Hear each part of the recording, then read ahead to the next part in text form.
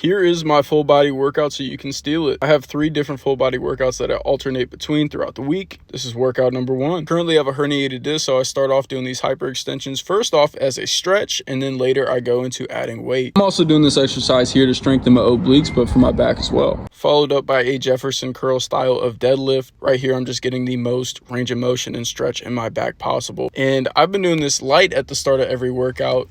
This isn't something that I'm going to load up super heavy. That's what I'll do with deadlifts whenever it's time for me to deadlift heavy again. But guys, it's crazy. From doing these exercises, I have seen dramatic improvements in my herniated disc in just less than a month, I think. Now let's get into the lifting. Right here I'm doing a fly press, and I'm not going all the way up because the top of the movement is mainly going to be triceps. So I'm just getting a deep stretch in the chest and going up from there. I'm doing a row machine. This is for the upper back. Anytime you're doing any upper back exercise, it doesn't matter as long as those shoulder blades are retracting. So that's my main focus here. Dumbbell lateral raises. To hit the lateral delt, it's pretty simple. You just move your elbow to the side. It doesn't matter if your wrist is super far out or in. Mine are more far out on this one, but the elbow path is really what matters most for the lateral delt. Right here, we're locked and loaded on the single arm cable tricep extensions. I like to have my elbow against this bar just as a reference point that I'm not cheating, because if I am cheating, that's not true progressive overload if I increase on weight or an extra rep. Shrugs on the Smith machine. This is pretty simple. Just shrug your shoulders like, I don't know.